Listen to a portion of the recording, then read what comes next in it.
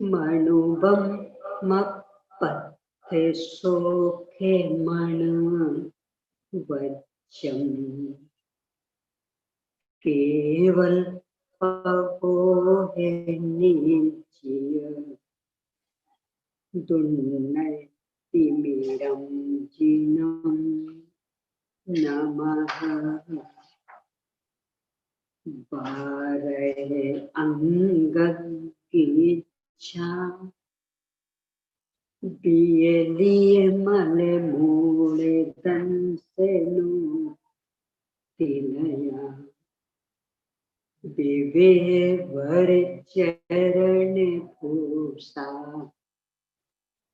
पसियौ सुये देवया सुयरम सयलकने पौमे रविनो विविहिति विराया विनीसं नीराया विपुराया गणहर देवापसी यंतो पसियौ महुधर सेनो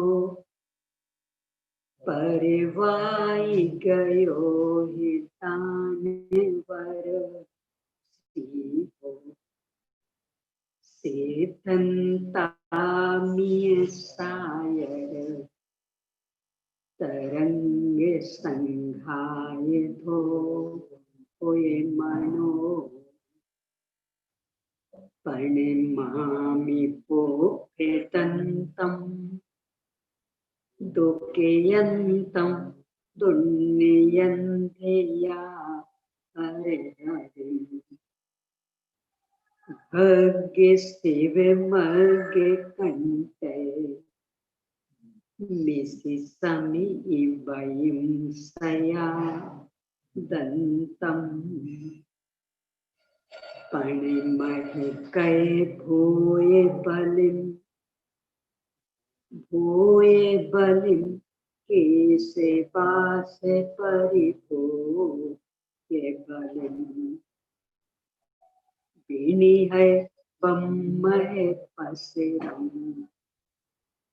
बढ़ाविये बिमल ज्ञान बम्म है पसेरम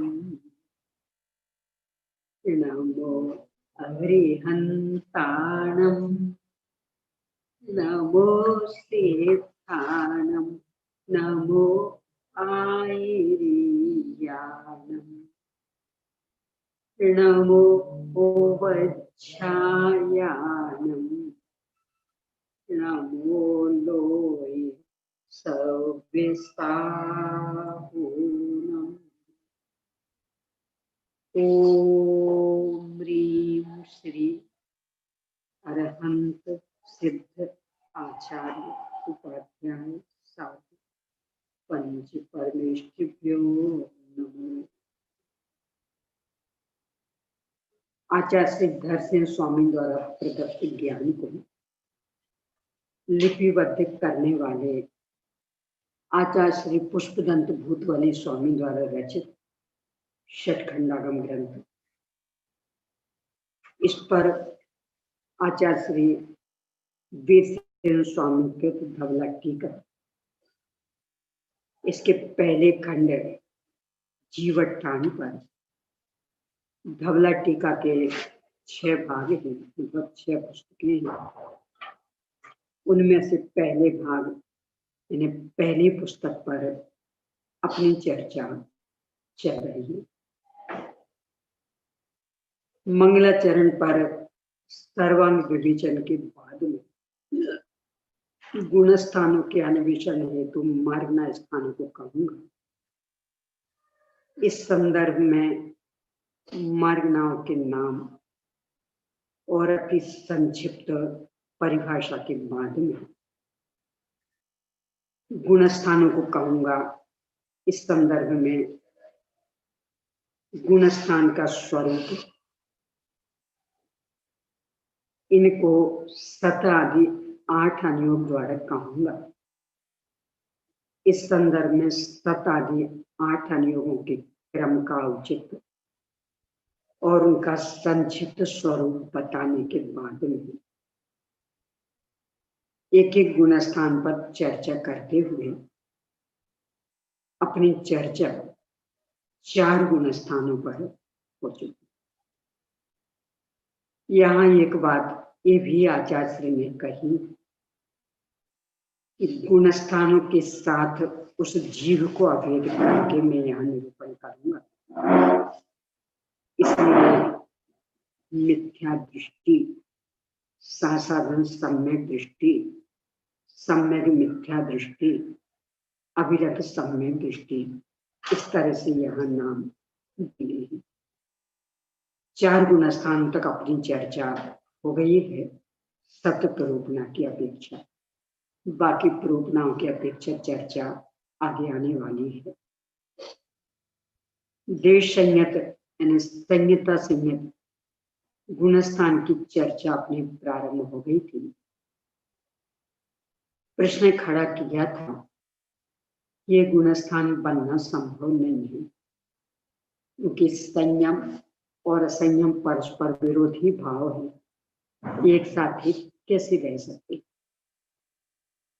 समाधान आचार्य ने बहुत सुंदर ढंग से किया कि विरोध 2 प्रकार का होता है, परस्पर परिहार लक्षण विरोध और सह अनवस्था लक्षण विरोध। सह अनवस्था लक्षण विरोध तो यहाँ है नहीं क्योंकि वो तो एक साथ संभव ही नहीं, जैसे बिल्ली और चूहे का एक जगह रहना। पर परस्पर परिहार लक्षण विरोध जिसे अपन अन्य भाषा में अतद्भाव कह सकते, अतद्भाव अन्यत्व ये कह सकते, तो ये तो हमें स्वीकार भी है। और इस दृष्टि से संयम और असंयम दोनों एक साथ रहेंगे। संयम का कारण प्रशंसा का अभाव और असंयम का कारण स्थावर हिंसा आदि से विरत नहीं होना। इस तरह दोनों के कारण अलग अलग होने से इनके एक साथ रहने में कहीं कोई विरोध नहीं है। यहाँ तक कल अपन चर्चा कर चुके। एक प्रश्न आया था, उसे लेके फिर आगे विषय बढ़ा।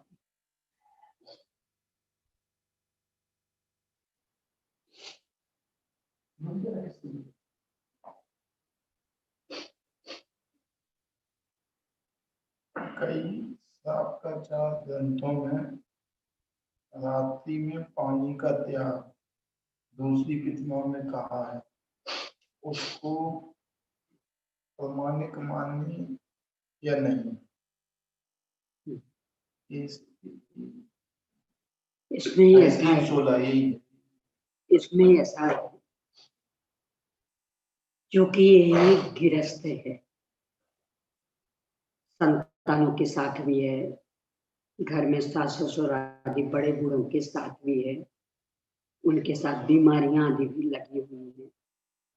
इसलिए दोनों कोटि से त्याग कर पाना ये थोड़ा सा कठिन होता है। अपन रात्रि भोजन के संदर्भ में भी ले लेना, 8 मूल गुणों में भी रात्रि भोजन का त्याग बताया, फिर दूसरी प्रतिमा में भी और फिर 6वीं प्रतिमा में। तो अंतर क्या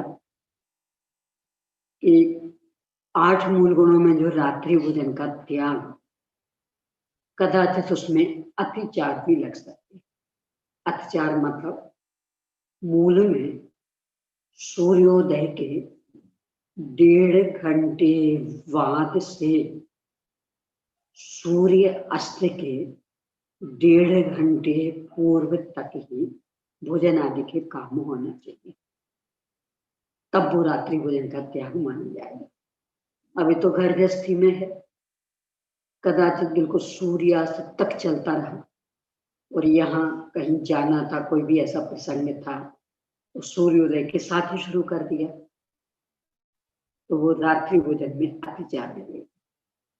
अभी मूल गुणों में इसका त्याग ही नहीं था, ये अतिचार उसके लग जाता।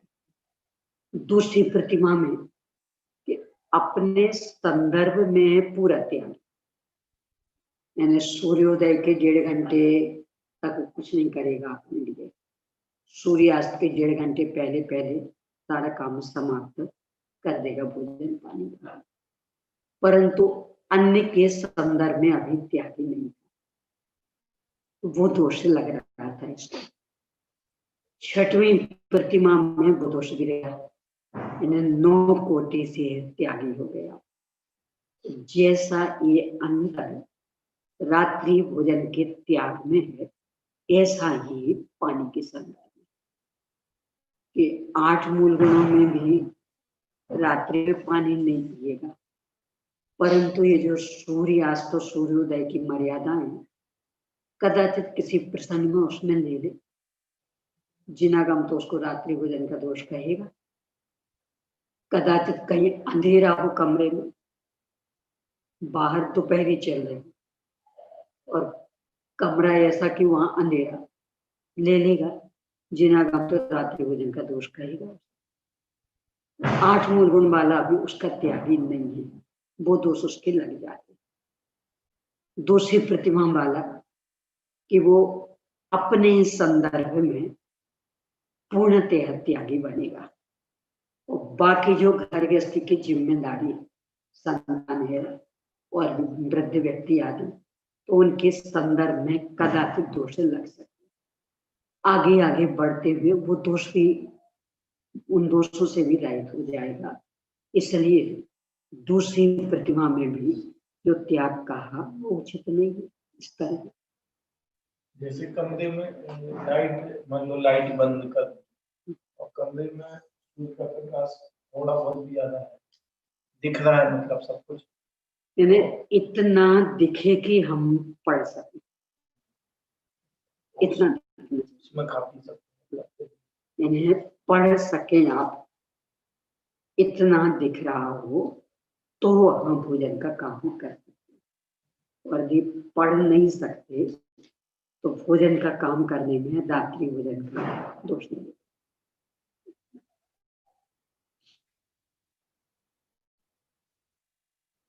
आजकल तो ये लाइट वाली स्थिति बन गई, इसलिए सारी संस्कृति विकृत हो गई। पहले कदाचित तो और कहीं अंधेरा हो, बस सीढ़ियां और भोजनशाला चौका, इन 2 में नियम से उजेला रहता, यानी वो बनाई ही इस तरह से जाती। क्यों? लाइट तो थी नहीं, तो लालटेन से क्या होने वाला, छोटी सी चिमनी से क्या होने वाला। तो रचना ही इस तरह से की जाती थी कि चौके में पूरा उजेला रहे और सीढ़ियों पर पूरा उजेला रहे। आवाज उल्टी हालत हो गई, सीढ़ियों पे अंधेरा, चौके में अंधेरा, बाकी में उजेला। क्यों? लाइट है, 24 घंटे लाइट जलाए रहते। समस्या इससे हो गई, यानी ये बिजली का अनर्गल उपयोग इसके आकर्षण में अपनी अहिंसक संस्कृति विकृत करती। यानी जहां ये कहा जाता कि रात्रि में भी लाइट कम से कम काम में लीजिए, और वहां घर ही ऐसे बना लिए हो कि 24 घंटे लाइट चाहिए।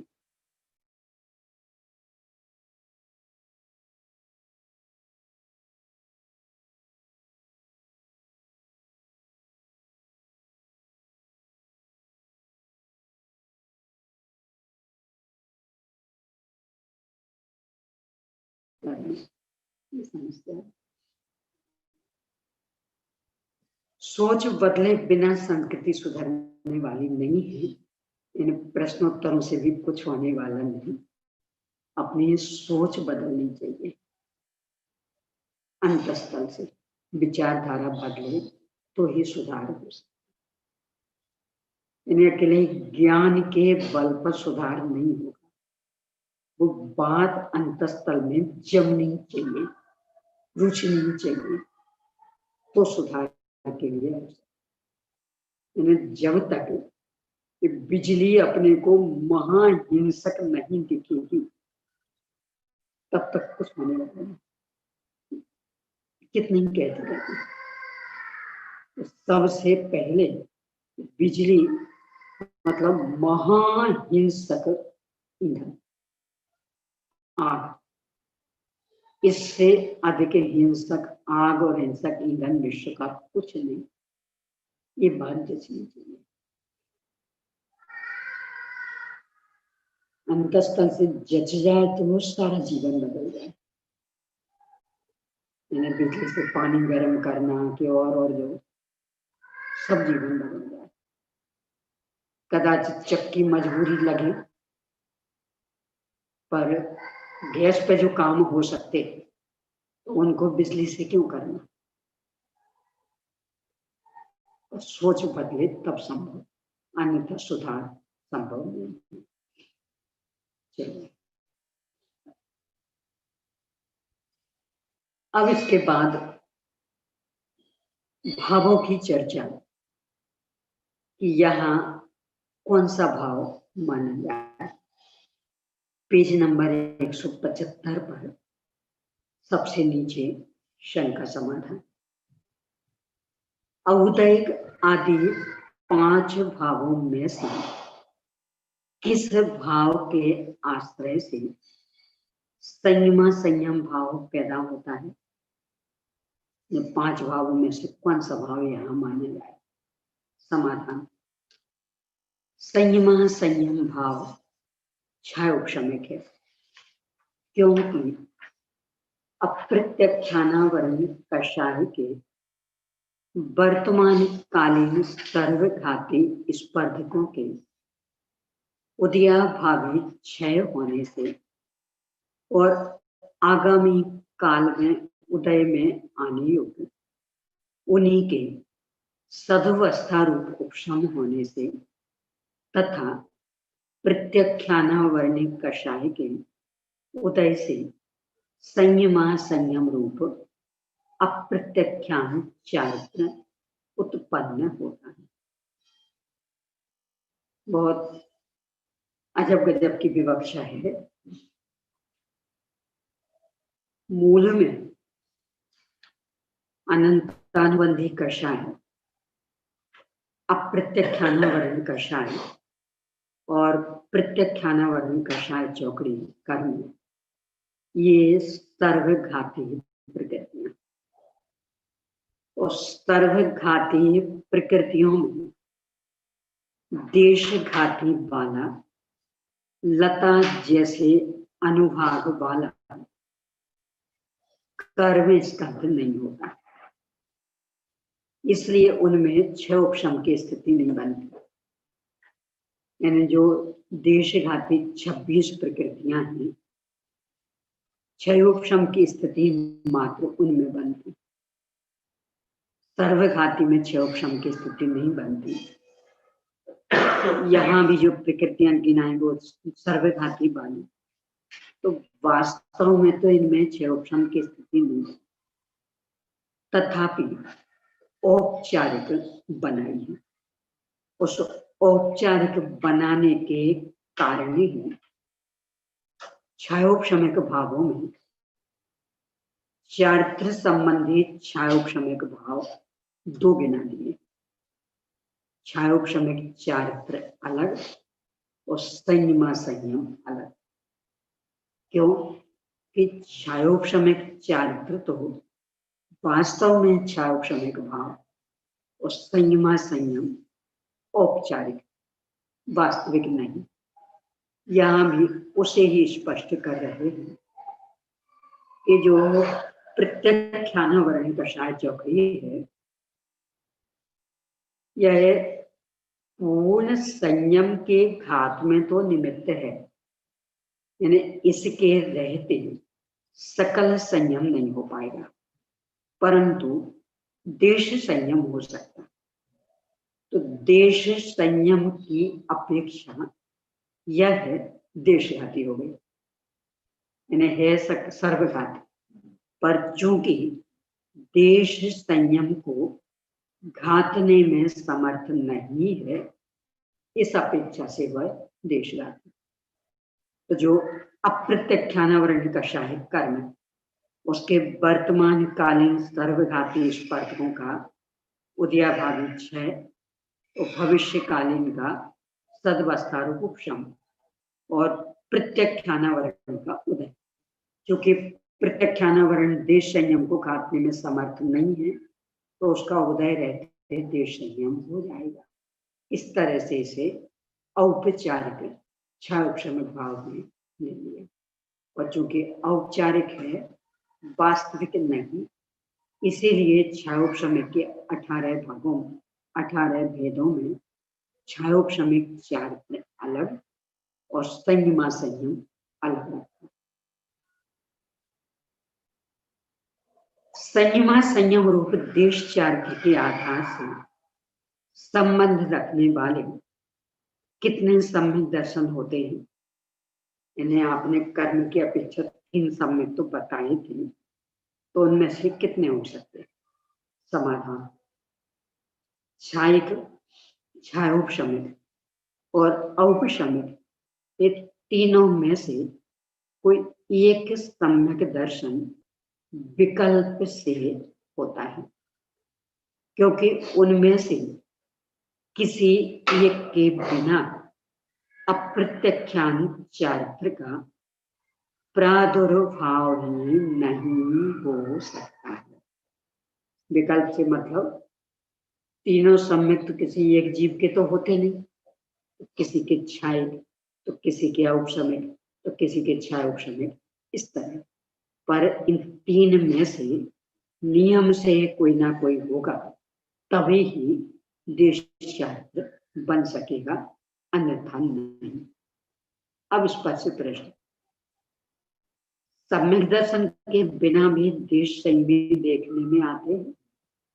समाधान नहीं, क्योंकि जो जीव मोक्ष की आकांक्षा से रहित हैं और जिनकी विषय पिपासा दूर नहीं हुई है, उनके अप्रत्यक्षान संयम की उत्पत्ति नहीं हो सकती है। यानी जो मिथ्या दृष्टि धर्म करता, वह तो धम्मम भोग निमित्तम न तो कम्मक्षय निमित्तम। समय की गाथा, धर्म तो भोग के लिए करता, मोक्ष के लिए थोड़ी करता। यहाँ थोड़ा छोड़ेंगे, स्वर्ग आदि में और अधिक सुविधाएं मिलेंगी, यहाँ भी मान प्रतिष्ठा मिलेगी, इसलिए उसके संयम नहीं होता। यानी मोक्ष की आकांक्षा उसे नहीं, और विषयों की पिपासा, विषयाकांक्षा भी दूर नहीं हुई। पंचेंद्रिय विषय भोगों में जो अभिलाषा मूल, वो इसके चल रही। यानी विषय भोग में सुख बुद्धि ये विद्यमान, और यही कारण कि दूसरों को उनकी उपलब्धि देखता है तो लग जाता है, क्या जीवन, क्या भोग मिले, हमें भी मिलते तो अच्छा रहता। तो ये जो उसकी भावना, इस कारण से संयम नहीं हो पाता। कहा भी है गाथा द्वारा, जो तसे बहाओ वीरो अविरो तहै थावर बहाओ, एक समयम में जीवो वेरेया वेरेयो जिने के मई। जो जीव जिनेन्द्र देव में अद्वितीय श्रद्धा को रखता हुआ, अखंड एक निष्ठ, यानी श्रद्धा में थोड़ी सी भी मचक नहीं, डामाडोलपना नहीं, दुविधा नहीं, इन्हें किसी भी रूप में पंचेंद्रिय विषय भोगों में सुख बुद्धि इसके नहीं है, अपनी शाश्वत सत्ता के संदर्भ में कहीं कोई संदेह नहीं। इस तरह अद्वितीय श्रद्धा, निशंक श्रद्धा को रखता हुआ एक ही समय में त्रस्त जीवों की हिंसा से तो विरत है, स्थावर जीवों की हिंसा से अविरत। अविरत का मतलब कोई जानबूझ के करता रहता ये नहीं, पर स्थिति ही ऐसी कि उनसे बच नहीं सकता। घर गृहस्थी में है, पूरी सावधानी से काम करेगा, छने पानी का ही उपयोग करेगा, ईंधन में देखभाल करके जलाएगा, तो भी पानी का उपयोग तो किया, जल का जीव मरे, मकान आदि बनवा रहा, पृथ्वी का एक मर रही, आग जला रहा, अग्नि का एक मर रहे, भले पंखा नहीं चलाएगा तथापि कोई चीज गर्म है उसे ठंडी करना। और पहले तो जब लकड़ी पर रसोई बनती थी तो लकड़ी को भी सुलगाने के लिए फूकना पड़ता था। जीवों का घात हो रहा है। वनस्पति में सब्जी आदि भी खाएगा, भले अप्रतिष्ठित खाएगा, फल आदि भी लेगा, तो वनस्पति काय का भी, यानी कि स्थावर हिंसा का भी त्यागी नहीं। अनंत कायिक का तो उपयोग नहीं करेगा, पर जो असंख्य कायिक हैं, अप्रतिष्ठित है, उनका भी त्यागी नहीं है, पर प्रशंसा का पूरा त्यागी। इस तरह से उसके वीरता विरत दशा होती, यानी एक ही समय में त्रस्त जीवों की हिंसा का त्याग और उसी समय स्थावर जीवों की हिंसा का अत्याग, अत्यंत सावधानी पूर्वक प्रवर्तते हुए भी उनमें प्रवृत्ति है। इसलिए दोनों की ये मिश्र दशा। इस तरह से ये पंचम गुण स्थान संबंधी सत प्रूपना संपन्न हुई। अब छठवीं, अब संयतों के प्रथम गुण स्थान के निरूपण करने के लिए आगे का सूत्र कहते हैं, क्योंकि अब ये मात्र सत्प्रूपना की अपेक्षा चर्चा है, इसलिए इनके भेद प्रभेद नहीं बता रहे हैं। आगे जब और विस्तार करेंगे तो पांचवें गुणस्थान के संदर्भ में 12 व्रत, 11 प्रतिमाएं अथवा फिर ऐसे भी श्राद्धों के भेद, पाक्षिक, नैष्ठिक, साधक, ये सब वहां करेंगे। अभी मात्र सत्प्रूपना की अपेक्षा चर्चा होने से अकेली सत्ता ही स्थापित की है। यहाँ संयम था, पूरा संयम नहीं था। अब सकल संयम जहां से है तो उसका पहला गुण स्थान छठवें, छठवें से 14वें तक तब सकल संयमी, तो उनमें पहला गुण स्थान है छठवां प्रमत्त संयत। अब उसकी चर्चा यहाँ प्रारंभ हो रही है। पमत्त संयता सामान्य से प्रमत्त संयत जीव है, यानी छठवें गुणस्थान वाले जीव है। प्रमत्त शब्द का अर्थ बता रहे हैं, प्रकर्ष से मत्त जीवों को प्रमत्त कहते हैं, यानी बहुत अधिक मात्रा में दोष जहां लगते, जो मत वाले हैं, चितकबरा आचरण जिनके हो रहा है, ये प्रमत्त। और अच्छी तरह से विरत या संयम को प्राप्त जीवों को संयत कहते हैं, यानी सकल संयम है, 12 प्रकार का पूरा संयम जिनके विद्यमान है।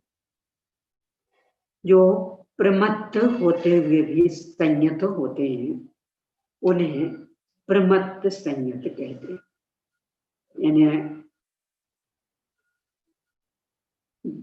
जो 15 प्रकार के प्रमादों में भी प्रवर्तित रहे और सकल संयम सहित भी है, तो वे प्रमत्त संयत। शंका, यदि छठ में गुणस्थान वर्तित जीव प्रमत्त है तो संयत नहीं हो सकते, क्योंकि प्रमत्त जीवों को अपने स्वरूप का संवेदन नहीं हो सकता।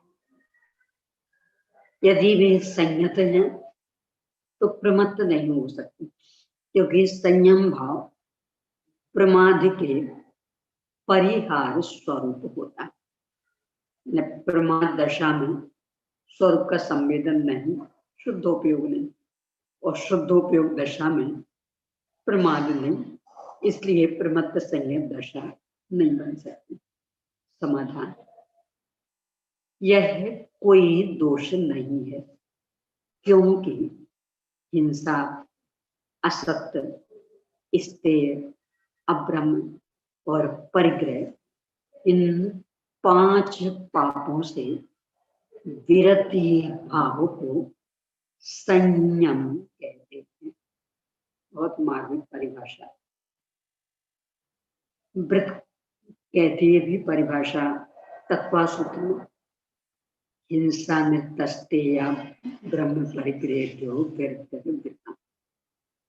हिंसा, अमृत, स्तेय, अब्रह्म और परिग्रह इन 5 पापों से विरति को व्रत या संयम कहते हैं। एकासन उपवास का नाम संयम नहीं है। मान तो संयम, हम तो वृत्ति कैसे वृत्ति एकासन उपवास का, तो 5 पापों के त्याग को संयम कह रहे। एकासन उपवास क्या है फिर? वो सीमा रेखा। क्या मतलब? देखो ऐसा नहीं, तो जो अक्षर लिखते ना अपन, नियम बस एक ही, ये अक्षर बिल्कुल सीधे आने चाहिए और एक व्यवस्थित माप वाले। यानी ऐसा ना हो कि एक अक्षर तो आपने खूब बड़ा लिख दिया और दूसरा छोटा, ऐसा ना हो। एक जैसे आकार वाले और एक सीधी पंक्ति में होनी चाहिए। जिनको अभ्यास हो गया वे तो ऐसे लिखते रहते, अभ्यास नहीं हो तो, जैसे छोटे बच्चे को अभ्यास नहीं, तो उसको अक्षर व्यवस्थित लिखे जाएं, इसके लिए 4 लाइन वाली कॉपी देते।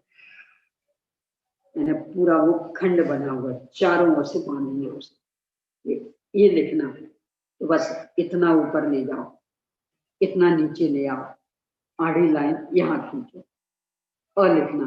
तो एक चूल्हा यहाँ तक, दूसरा चूल्हा यहाँ तक, आड़ी लाइन यहाँ से, मैंने बिल्कुल चारों ओर से उसको बांधेंगे, 4 लाइन वाली कॉपी में लिखवाएंगे।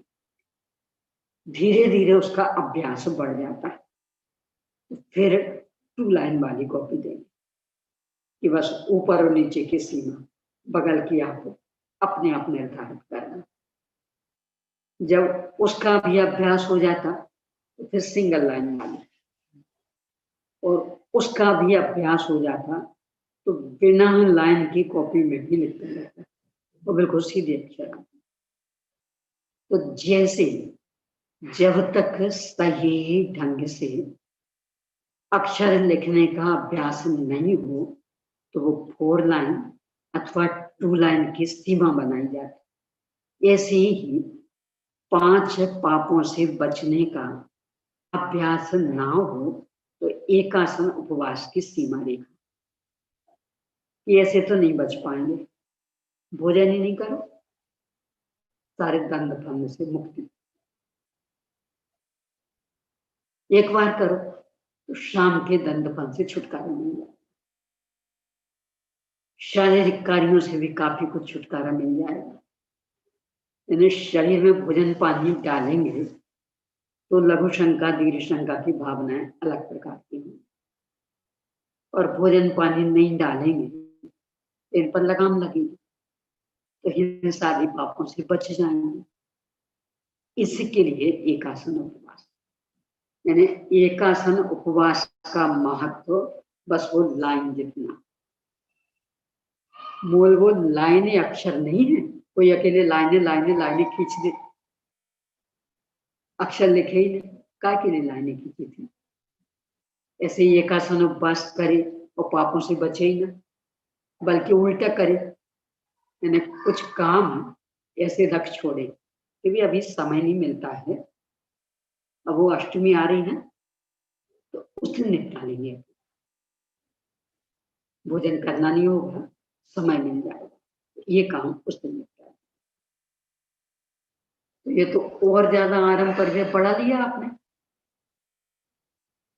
होना तो ये चाहिए था कदाचित तो भोजन करते तो भी कम से कम समय में जो भोजन बन सकता था उसे करते, ज्यादा काम नहीं फैलाते। और यहाँ तो उन दिनों के लिए अलग से ही काम छोड़ रखे कि उस दिन समय मिलेगा, उस दिन यानी लाइनें लाइनें खिंच रही, अक्षरों का अभाव, मूल व्रत समझ ही नहीं रहे। 5 पापों के त्याग का नाम व्रत, एकासन उपवास का नाम व्रत थोड़ी है। तो एकासन उपवास करके 5 पापों का त्याग करना था। देखो ये जो स्वरूप नहीं समझते कितनी विडंबना हो। ये किन्हीं किन्हीं का ऐसा रहता है, आजकल तो थोड़े दूर दूर मंदिर हो गए तो उतना नहीं रहता। पहले जब एक एक गांव में बहुत दूर दूर नहीं होते थे, पर इतने पास भी नहीं कि रोज जाया, तो लगभग चलो आज अष्टमी है, आज तक की वंदना कर, आज चतुर्दशी, आज तक की वंदना कर, क्यों? आज तो आपको व्रत है, तो व्रत है तो ये भागदौड़ क्यों हो रही? 10 लक्षण पर में भी व्रत चल रहा है, चलो सब जगह की वंदना करें, व्रत चल रहे, हिंसादी पापों से निवृत्ति लेना, तो भागदौड़ क्यों? आपको वंदना करनी आगे पीछे कराओ, पर व्रत के दिन क्यों? क्योंकि भागदौड़ नहीं होनी तो क्या होनी बोलो? मंदिर में कितना समय लगाना और रास्ता नापने में, और एरिया समिति से चलो भी, और कदाचित वाहन से गए तब तो भगवान ही मालिक है। चतुर्दशी आदि पे ये भोजन से निकलते, इसके लिए तो चर्चा कर रही है, चर्चा इसके लिए तो कर रही है। व्रत का स्वरूप ही भूल गए कि व्रत किसका नाम, उपवास का नाम व्रत मान लिए, एकासन का नाम व्रत मान लिए। ये व्रत यानी 5 पापों के त्याग का नाम। तो जो काम अन्य दिनों में नहीं करते वे काम व्रत के दिन तो कतई नहीं करना चाहिए, यानी अनावश्यक भाग दौड़, यहाँ वहां आना जाना, जिनमें नियम से हिंसा होनी, जिनमें थकान होनी, जीवों की विराट ना होनी। और व्रतों में तो कई बार तो 10 दिन पानी भी बरसता रहता, तो भी नहीं, हमें तो पूरी शहर की वंदना तो करनी, तो चाहे कीचड़ हो चाहे कुछ हो, और हाँपते दौड़ते गीले होते, बस बंद ना करनी। कितनी हिंसा कर रहे, तो व्रत यहाँ पे हिंसा का नाम कोई दिन तो धर्म के होती है, क्या चीज? कोई दिन तो धर्म के होती है। यहाँ यही तो कह रहे कि धर्म के, तो धर्म नाम किसका? इसमें ऐसा है कि धर्म अहिंसा का नाम। तो आप इतनी हिंसा कर रहे हैं, इन्हें जगह जगह कीचड़ है और दौड़े जा रहे आप, पानी गिर रहा है, दौड़े जा रहे, कितने जीवों की हिंसा हो रही, जगह जगह घास उग रही, दौड़े जा रहे। क्यों? हमें तो सब मंदिरों के दर्शन करने हैं, क्यों? व्रत है, ये व्रत कर रहे कि अव्रत कर रहे? ने कहा तो ये मर्यादाएं हैं कि चातुर्मास में एक जगह सीमित, और कहा हम चातुर्मास के बीच में, क्योंकि भाद्रपद तो बीच में लगभग पड़ता, जहां घास फूस बहुत ज्यादा मात्रा में उग रही, और वहां भाग दो। शहर से बाहर शहर के मंदिर के दर्शन तो करे जाए। जो अत्यंत निकट है बस वहां बैठ करके अपनी साधना करो, नहीं सब मंदिरों के जैसे आगे पीछे करो। हम लोगों की मुनिराज के परीक्षा में पूछ रहा हूँ, हम लोगों के तो ऐसा अभी नियम नहीं है कुछ भी, और तब भी हम तो फिर लोग व्रत क्यों कह रहे हैं? नहीं, हम लोग करें या नहीं करें वो व्रत क्यों कह रहे हैं, मैं ये पूछ रही हूँ। आज नहीं, हमारा व्रत है, 10 लाख से जो साधारण व्रत है उसको ही व्रत मानो। व्रत नहीं कहलाता, वो अव्रत कहलाता। व्रत है वो भैया, तो यदि साधक, देखो परिभाषा तो परिभाषा होती, चाहे साधारण श्रावक करें चाहे विशेष श्रावक करें, व्रत यानी 5 पापों का त्याग,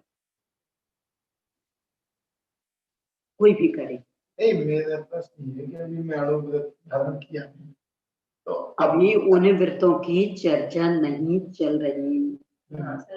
जो एक दिन का आपने व्रत किया, जिससे आप कह रहे आज हमारा व्रत है, किससे कह रहे व्रत?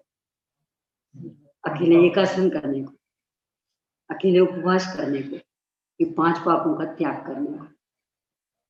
हाँ, तो उसमें जैसे एक आसन किया और फिर उसमें जुलूस में शामिल हूँ नहीं होती, मेरा प्रश्न। उस दिन निकलना ही नहीं चाहिए, शामिल होने नहीं होने का प्रश्न ही खड़ा नहीं। यानी जिस दिन व्रत है उस दिन सारे आरंभ परिग्रह का त्याग, और आराम से बैठ के बस सामायिक स्वाध्याय, यानी जिनमें आरंभ परिग्रह नहीं होता बस बेकाबू का, और 2 टाइम खाता हो उस दिन भी, और फिर जुलूस में कब हो तो निकले, तब तो निकल जाना चाहिए, क्योंकि व्रत थोड़ी है उसका। जैसे उपवास किया चतुर्दशी में हम लोग के मंदिर में उसी दिन अभिषेक होता, बड़ा वाला पूजा हुई 10 स्वाध्याय के बाद। देखो यहाँ की बात करें, कहाँ क्या होता वो अपना अपना जानो। यानी व्रत मतलब 5 पापों का त्याग। अकेले एकासन उपवास का नाम व्रत नहीं है, वे तो जैसे अक्षर अच्छे लिखे जाए, इसके लिए जो हमने लाइनें खींची, एकासन उपवास को लाइनों जैसे। तो ऐसा श्रावक है, गृहस्थी में है, तो वो एक आसन नहीं कर सकता, तो स्वयं तो एक टाइम भोजन करेगा, परिवार है, शाम को उसको भोजन बनाना पड़ेगा। नहीं, क्यों बना के रख नहीं सकता? मैं तो अपने घर में देखा है, जैसे हमारा तो इस टाइम तो परिवार था तो कोई समस्या नहीं थी, एक ने नहीं बना तो दूसरे ने। मेरी बुआ वे अकेले थी, मतलब देवरानी जेठानी सब अलग अलग रहती थी, और एकासन उपवास खूब करती थी। तो मान लो सुबह एकासन, तो सुबह ही शाम के लिए बना के रख देंगी और कह देंगी ये रखा है पूरा, आप लोग अपने अपने हाथ से भोजन कर लेना, बर्तन आदि मान सको तो ठीक, नहीं मान तो ऐसे धो के रख देना, हम अगले दिन निपटाएंगे। उपवास हुआ तो एक दिन पहले जिन चीजों की मर्यादा है वैसा भोजन बना के रख देते, ये है आप लोग अपने हाथ से खा लेना, कल हम नहीं आएंगे। तो बर्तन ऐसे धो के रखते ना फिर हम अगले दिन नहीं बनाते थे। तो थी पहले मर्यादा, मैंने अपने घर में भी देखा, और वहां तो समस्या इसलिए नहीं आती थी कि सब इकट्ठे तो मान लो एक आसन बात तो दूसरियां बनाने वाली कोई ना कोई रहती, पर अकेले में बुआ को भी ये देखा कि ना एकासन को शाम को जाती और ना उपवास के दिन देती, पहले से तैयार कर देती, और मर्यादा वाला जो 12 घंटे की मर्यादा वाला, जो 24 घंटे की मर्यादा वाला ऐसा भोजन बना के रख देती, तो घर के व्यक्ति सहयोग देते, अपने यहाँ से वक्त ले लेते खाली, एकासन उपवास हो तो उस दिन ऑफिस भी दुकानदार भी नहीं करता है। नहीं करेगा छुट्टी, है ना।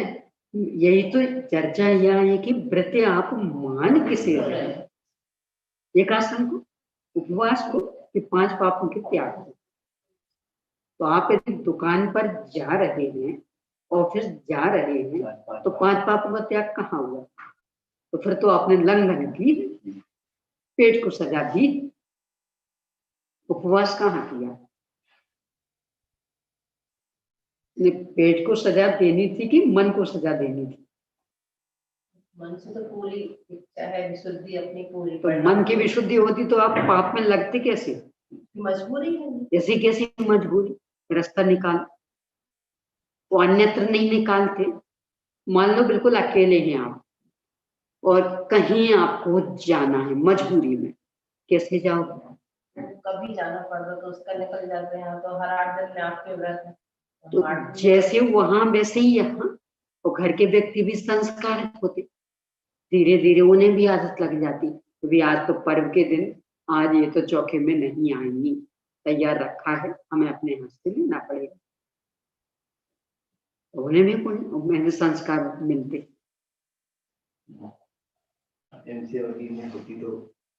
तो ये तो देखा है, मैं तो इन्हें स्वयं अपनी आंखों से देखा है, घर में भी हो, बुआ के और भी यहाँ इन्हें संस्कृति ही ये थी।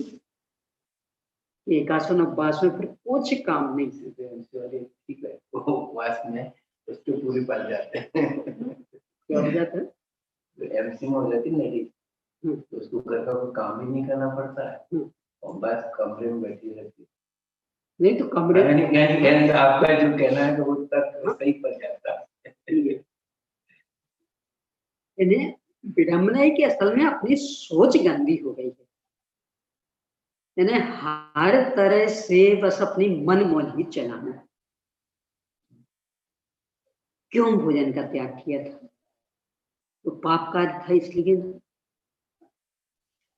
तो आपने अपने पेट को तो नहीं दिया भोजन, काम वो करते रहे, तो कितने पापों से बचे? तो बहाना मजबूरी का बनाना, वास्तव में मजबूरी है कि अपना राग काम करना। क्योंकि मजबूरी में तो हम 2-2, 3-3 दिन का नाश्ता बना के चले जाते और घर के व्यक्ति खाते पीते रहते। कहाँ मजबूरी? तो घर के व्यक्ति भी वैसे ही संस्कारित हो जाते, थोड़ा बहुत वे भी करना सीख लेते हैं। कहाँ मजबूरी? यानी मूल अपना मोह है, अपना राग परेशान करता है, तो बातें बनाते हैं अपनी मजबूरी।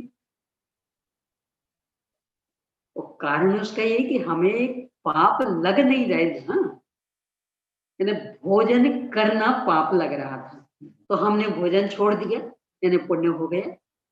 तो भोजन करना पाप था कि वो हिंसा आदि पाप था, वो आरम्भ परिग्रह पाप था। तो यदि आरम्भ परिग्रह सब कुछ चल रहा, तो भोजन छोड़ने का क्या मतलब निकला?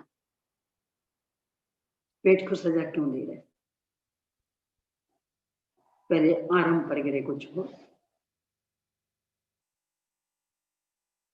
बहुत गंभीरता से सोचना। यानी एकासन उपवास मूल में व्रत नहीं है। देखो, इसके लिए थोड़ी सी चर्चा आई तो और चर्चा ले लें। मूल में एकासन उपवास स्वयं में व्रत नहीं है। व्रत तो हिंसादि 5 पापों के त्याग का नाम। क्योंकि अपन गिरस्थ हैं, इतना पुण्य नहीं है कि भोजन पानी करें तो फिर थाली खिसका के कहें, लो भैया बाकी काम आप संभालना, हम तो जाके अपना स्वास्थ्य करते हैं, सामान्य करते हैं। नहीं चलेगा। कब चल सकता? आप भोजन करो ही मत तो चल जाएगा। यानी स्वयं भोजन नहीं किया हो और फिर काम में लगो, वो दूसरे भी करेंगे, नहीं आपने भोजन नहीं किया ना, हम अपना काम निपटा लेंगे, आप तो जाओ धर्म ध्यान। तो इसके लिए वो भोजन पानी का त्याग किया। इतना पुण्य का उदय तो है कि स्वयं भोजन नहीं करो तो घर के व्यक्ति कह देंगे कि भाई आपने तो भोजन किया नहीं और हम लोगों का ही काम तो हम लोग निपटा लेंगे, आप अपने धर्म ध्यान में लगो। पर इतना पुण्य का उदय नहीं है कि आप भोजन करो और फिर थाली खिसका के कहना अब हम तो चले धर्म ध्यान कर ले और तुम निपटा दो सारा काम। इस रोज की लड़ाई होगी कि हमें पाप करने के लिए नहीं किया। तो इसके लिए फिर है कि भोजन पानी छोड़ दो। तो एक आसन उपवास इसके लिए थे, यानी वो लाइनें थी, अक्षर तो वो 5 पापों से बचना था। ये अपने को ख्याल रहे तो फिर ये जो व्रत लेने में समस्या आती और फिर छोड़ने के संदर्भ में विकृतियां, उनसे भी बच जाए। अब ये क्या होता, कोई भी व्रत लेते उनकी एक विधि रहती और फिर उसके बाद उद्यापन करते। उद्यापन यानी क्या होता, वो जो भी पूजा पाठ आदि किया उसके बाद छुट्टी। छुट्टी कहाँ से निकालें?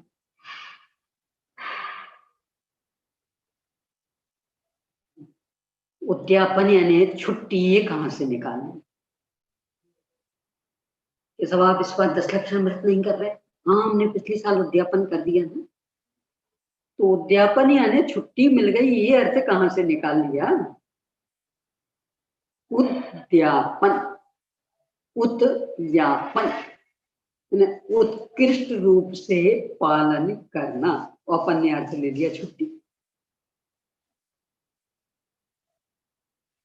3 शब्द याद, विमोचन, उद्घाटन और उद्यापन। ये तीनों पर्यायवाची। मात्रा अंतर कितना कि कोई जड़ से मकान आदि का हो तो वो कहलाता उद्घाटन, परम पूज्य से शास्त्र आदि का हो तो वो कहलाता विमोचन, और अपने भावों का वही ओपनिंग हो तो वो कहलाता उद्यापन। तो आपने अपने मकान का उद्घाटन किया तो ताला बंद क्यों? अब हमारा उद्घाटन हो गया ना, तो ताला बंद होगा कि रहने जाओगे? दुकान का उद्घाटन किया तो ताला बंद या से चलेगी दुकान, और व्रत का उद्यापन किया सो बंद। बहुत गंभीरता से समझिएगा, उद्यापन, उद्घाटन, विमोचन ये ओपनिंग के पर्यायवाची। किसी भी चीज का जो ओपनिंग करते उसके पर्यायवाची। बस अंतर कितना, केवल को साधारण से जड़ चीजें हों, मकान दुकान आदि, तो उनके लिए उद्घाटन शब्द का प्रयोग करते, यानी उनके ओपनिंग को उद्घाटन कहते। कोई परम पूज्य जिनवाणी आदि हो तो इनकी ओपनिंग को हम विमोचन कहते। तब शास्त्र जी का विमोचन कराना, और अपने भावों का हो वही ओपनिंग, तो इनको कहते हैं उद्यापन। तो जब उद्घाटन विमोचन के बाद ये चीजें बंद नहीं होती और खुल के सामने आती। अभी वो कल चर्चा कर रहे थे तो अभिषेक जी, तो अभी नहीं मिल सकती, कब मिलेगी? यानी जब विमोचन हो जाएगा तब। तो विमोचन के बाद तो बंद होना चाहिए, यानी लोक में तो विमोचन के बाद वो सबको मिलती है चीज, और यहाँ उद्यापन में छुट्टी क्यों? हम तो उद्यापन कर लेंगे। जिनवाणी में तो लिखा गया है कि आप क्या लिखा जिनवाणी में?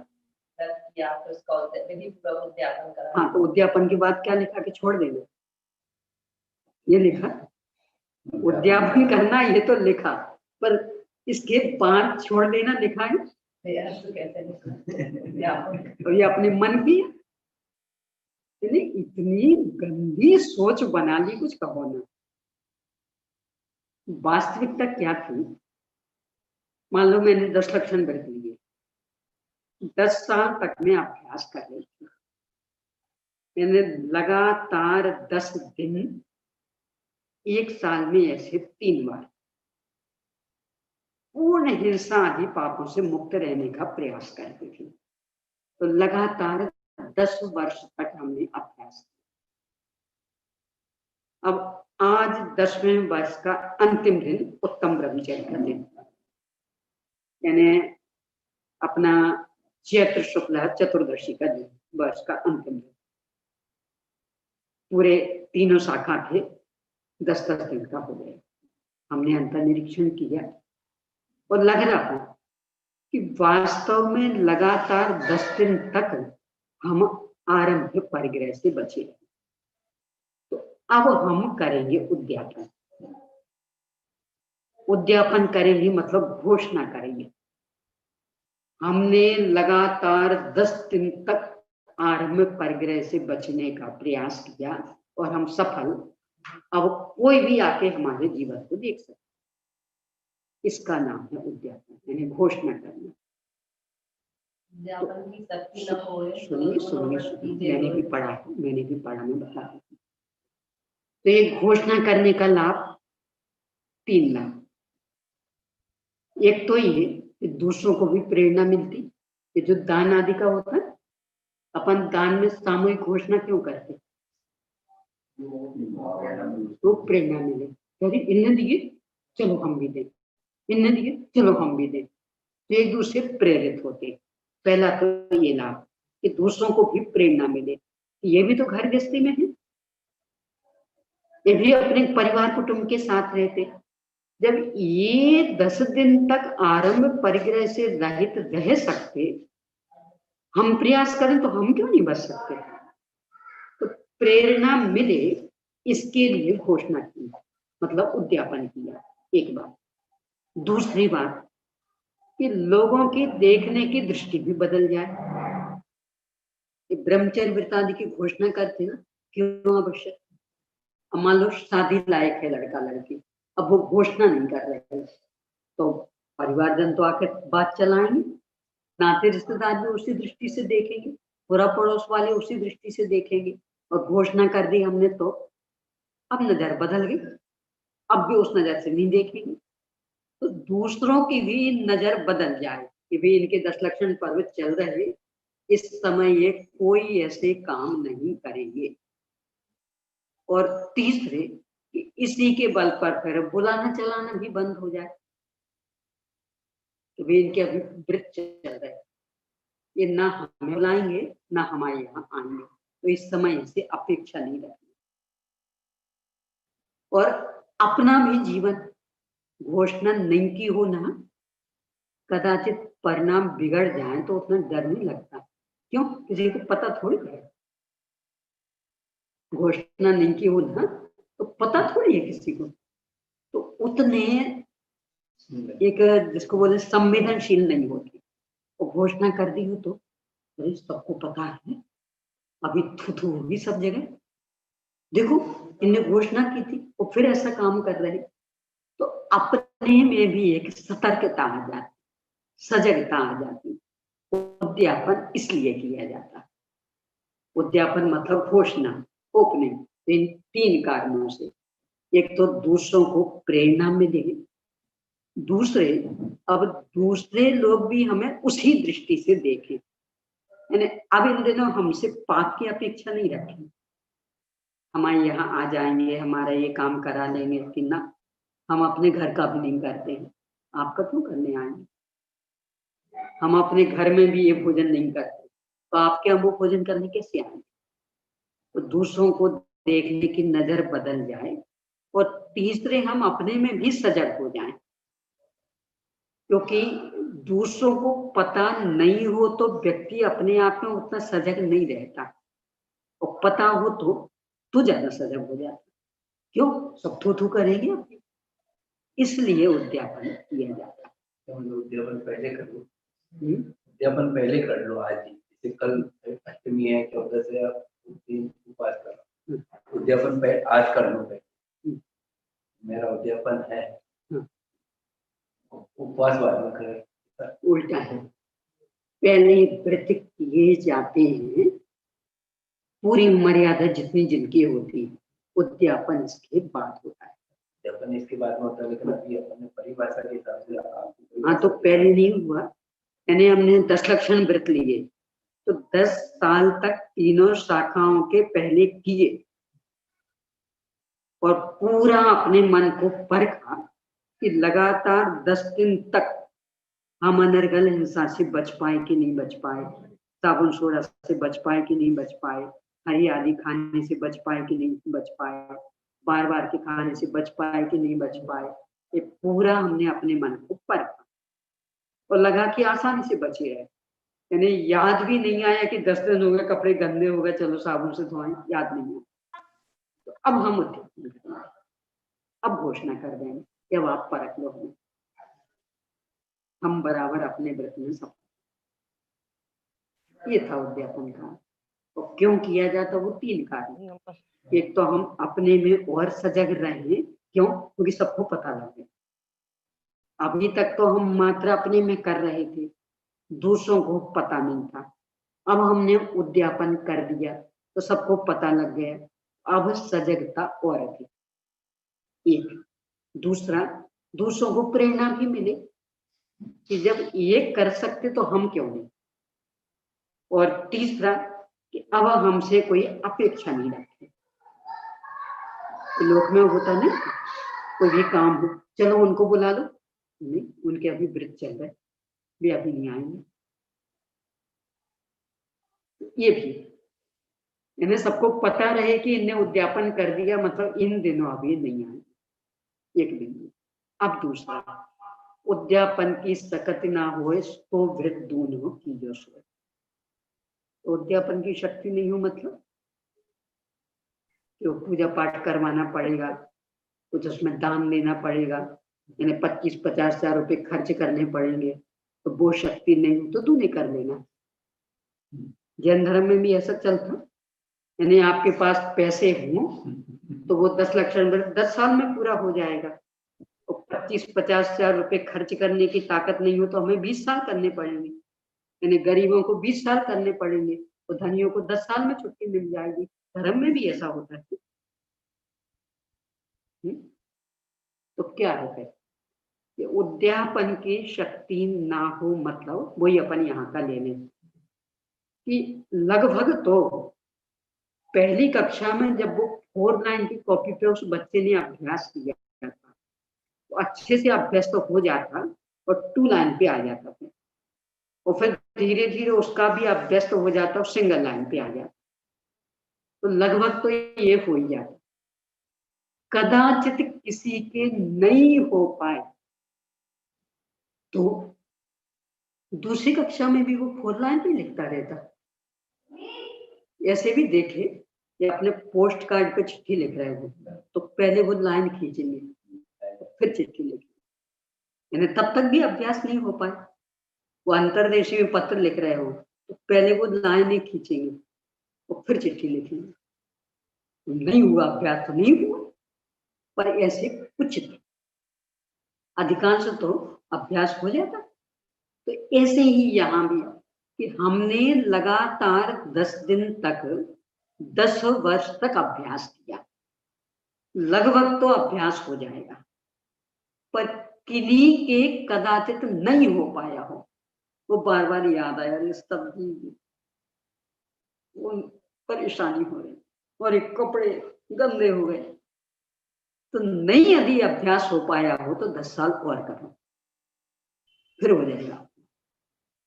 तो खर्च वाला नहीं था बिंदु कि 25-50 हजार खर्च नहीं कर पा रहे इसलिए दोबारा कर लो, ये नहीं था। तो क्या था कि इतने दिन तक अभ्यास किया पर मन अभी विशुद्ध नहीं बन पाया, अभी वो साबुन सोडा याद आता है, अभी वो सब्जी फल याद आते हैं, अभी भी वो बार बार का खान पान याद आता, दूसरों के आना जाने याद आता, तो मन नहीं ठीक हो पाया ना। और 10 साल ये सब अपने मान्य विधि है, उद्यापन बता रहे हैं। क्या चीज उद्यापन वगैरह की विधि मान्य। हाँ बता रहे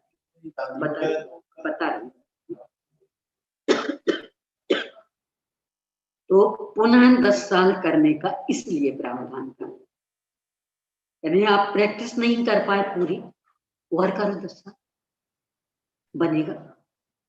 तो जब पुनः 10 साल करेंगे हो जाएगी सफल। अब फिर उद्यापन की, अब क्या उद्यापन करना, अब इतने लंबे 4 साल परीक्षा दे करके जैसे तैसे एक कक्षा से निकला हो तो लड्डू बांटेगा। तो अब उद्यापन की क्या आवश्यकता है, ये था उसका रहस्य। अब दूसरा इनने जो कहा कि उसकी विधि, तो विधि का तो ये जैसे लोक में होता, मकान का ओपनिंग किया, उद्घाटन किया, सबको बुलाते क्यों? ये भी हमें बताना है कि पहले हमारा वो एड्रेस था, अब आज से हम इसमें रहेंगे। कैसे बताएं?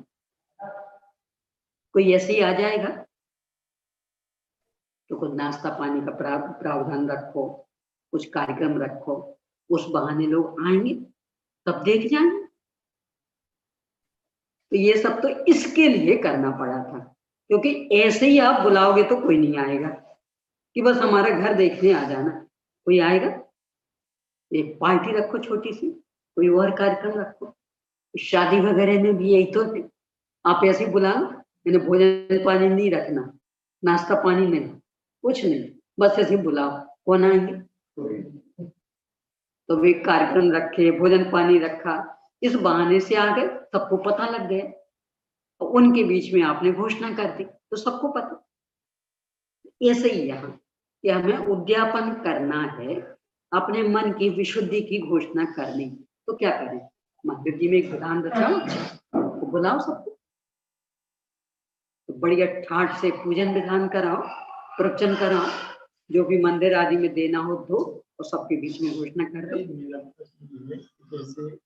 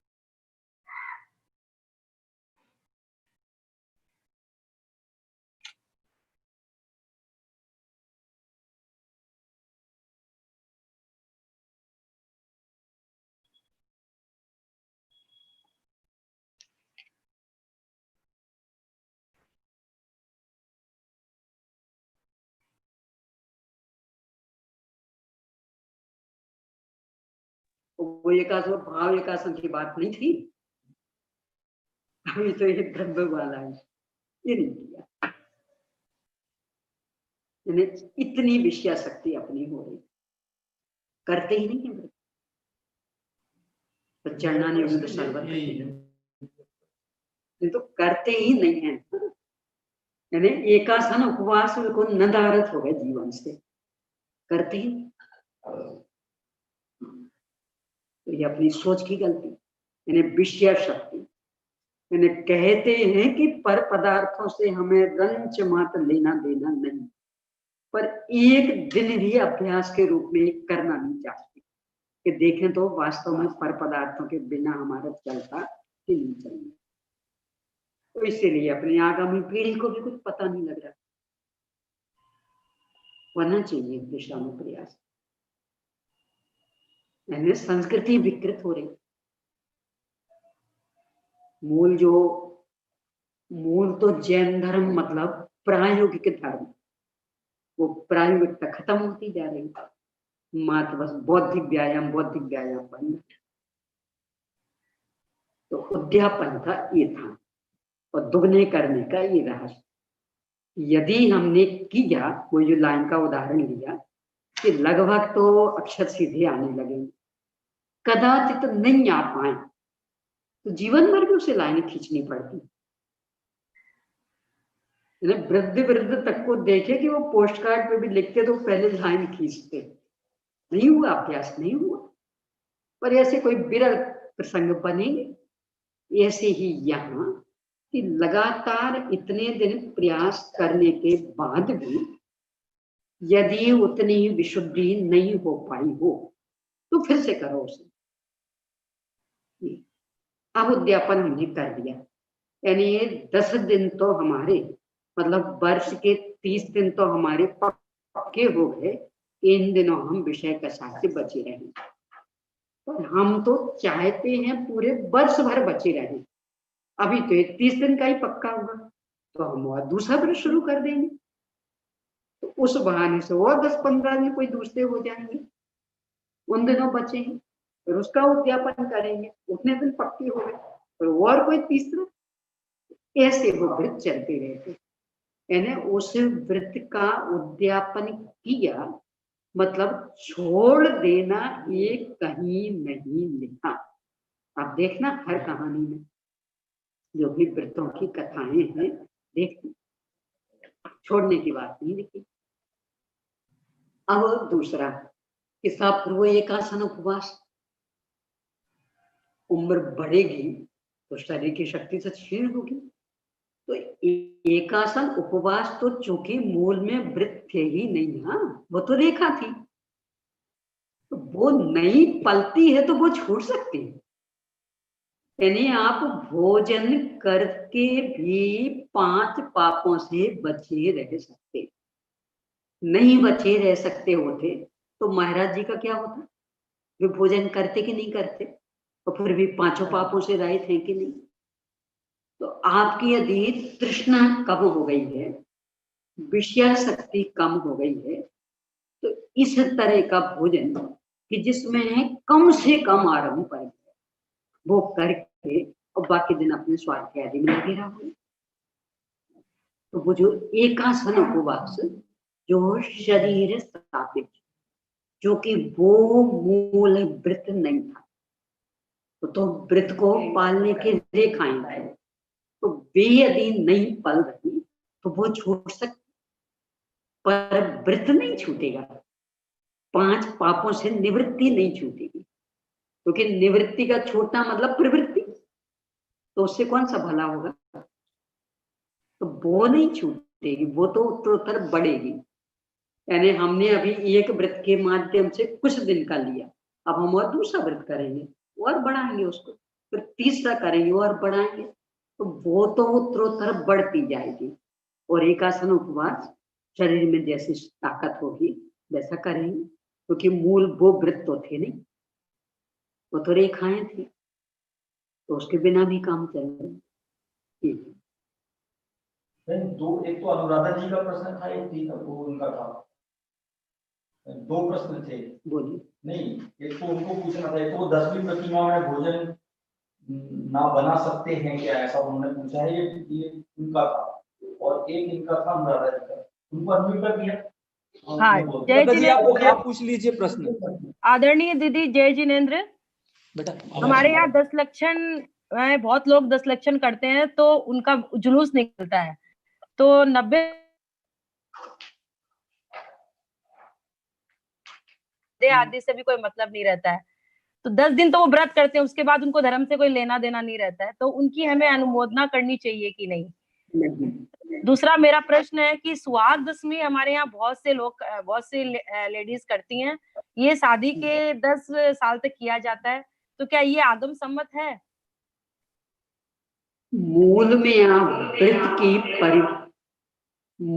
आप व्रत की परिभाषा समझिए कि 5 पापों के त्याग का नाम व्रत है।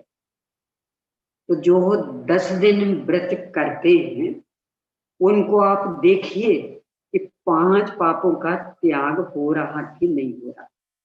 यदि हो रहा तो अनुमोदना करिए, यानी बराबर अभक्ष भक्षण का त्याग है, और भी हमारे आगे चीजों का त्याग है, पूरा संयमित जीवन, अपने सामायिक स्वाध्याय में पूरा दिन बिता रहे, घर के अन्य कामों को नहीं कर रहे, आरंभ परिग्रह को एकदम कम कर रहे, यानी जो अति आवश्यक बस उतने कर रहे, बाकी ना कोई साबुन सोडा, ना हरी सब्जी, ना फल फूल, कुछ नहीं। तो यदि ऐसा कर रहे हैं, आने जाने में भी मर्यादा, मैं तो स्वयं देखा ही है, तो देखा मतलब कोई बहुत लंबी जिंदगी नहीं जी ली है, अभी 63वां वर्ष चल रहा है, इतने में ही एक कदाचित 10 लक्षण पर में किसी का मरण हो जाता, जाते नहीं थे। उसी गांव में भी, और कदाचित पहले दिन हो गया अथवा और पहले हो गया, और वो 13वीं का दिन बीच में पड़ रहा, 13वीं नहीं करते, क्यों? कोई आ गई ये, यानी इन सब कामों को भी टालते थे। यानी मान लो उदाहरण के लिए कि अपने भाद्रपद कृष्णा एकम को ही मरण हो गया, अब व्रत तो यहाँ चतुर्दशी तक चलने, पंचमी से लगने, तो वो 13वीं तो बीच में आएगी नहीं, क्यों नहीं करते थे? क्यों नहीं आएगा? पर्व के दिन, व्रत के दिन, ये आरंभ परिग्रह के काम, ये थी मर्यादाएं अपनी, वही तो आपने भी देखी, यानी मर्यादाएं थी। अन्य गांव में जाना तो दूर, उसी गांव में भी दष्टोन आदि का भी होता, उन दिनों नहीं करते कोई, क्यों? कोई आएंगे? सुगंध दशमी के दिन मंदिर में महिलाएं टिकली बूंदा देती हैं। ये तो जो मैंने कहा ना कि आप व्रत की परिभाषा यदि समझ लेंगे तो अपने आप ही उनसे निवृत्ति हो जाएगी। पत्नी की आयु पति को लग जाएगी, ये तो जैसा वैष्णव संस्कृति में वो करवा, कौन सी चौथ, करवा चौथ का, कि पत्नी की आयु पति को लग गई। जैन धर्म में भी ऐसा हो गया कि आप सुगंध दशमी करेंगे तो सुहागवती बनी रहेंगे, यानी आपकी आयु पति को लग, तो ये तो परिग्रह पाप, तो चेतन परिग्रह। शादी के बाद भी होता है महिलाओं का सुहाग, वो भी वही नहीं सुगंध दशमी के दिन अलग होता है। सुगंध दशमी शादीशुदा करती है, कुमारी नहीं करती। हाँ, लेकिन वो जो सुहागले होता है वो पूरी शादी में, मतलब कभी भी किसी की शादी हो उसके 1-2 दिन बाद महिलाओं का भोजन होता है। नहीं तो वो तो एक अंदर की खुशी, ऐसा लेना आप फर्स्ट क्लास फर्स्ट आ गए तो छोटी पार्टी दोगे कि नहीं दोगे? किन किन को दोगे? बस ऐसे ही कुछ जिनने विशेष आप फर्स्ट क्लास फर्स्ट आए तो कुछ दोगे कि नहीं दोगे? अकेला भोजन, कुछ गिफ्ट भी, क्या गिफ्ट दोगे? अपनी हैसियत के अनुसार। तो ऐसे उनके कि चूंकि वो सुहागन बनी, शादी हो गई, तो लोक में थोड़ा सा बड़ा माना जाता, तो शादी हो गई तो सुहाग की कोई चीज देंगे, वो मतलब जिसकी जैसी है वो दोगे। यानी उसमें जो एक होता है वो गलत होता है, वो क्या करते हैं भी रख के करते ना, वो गलत पूजा आपने कहा ये बांटना हो तो सही है, उसमें कोई दिक्कत नहीं। और क्या होता शादी में सुहागन होती तो स्त्री का कुछ बनाया जाता, ऐसे साथ रखी जाती, फिर उसको सिंदूर से टीका लिखा जाता। नहीं तो उसका तो दूसरा कारण, देखो क्या होता है, कोई भी ये चलता है उसके पीछे एक विज्ञान रहता, तो बाद में वो रूढ़ी हो जाती कि बेटा ज्यादा शान मत बढ़ा दो, अब सोच के चलना, कांटों पे पैर रखना हुआ है शुरू। जिस शादी की खुशी मना रहे ना, खुशी वाली नहीं, वो कांटों का सरताज है, कदम कदम पर कांटे चुभेंगे। अब अपनी मानसिक तैयारी करना। अभी यहाँ माता पिता की 2 बातें नहीं सुनी जाती थी, अब वहां 20 जन मिलेंगे टोकने वाले, और फिर समता रखनी पड़ेगी। अभी यहाँ नहीं मम्मी अभी हमें सोना है, वहां सबसे पहले उठना पड़ेगा।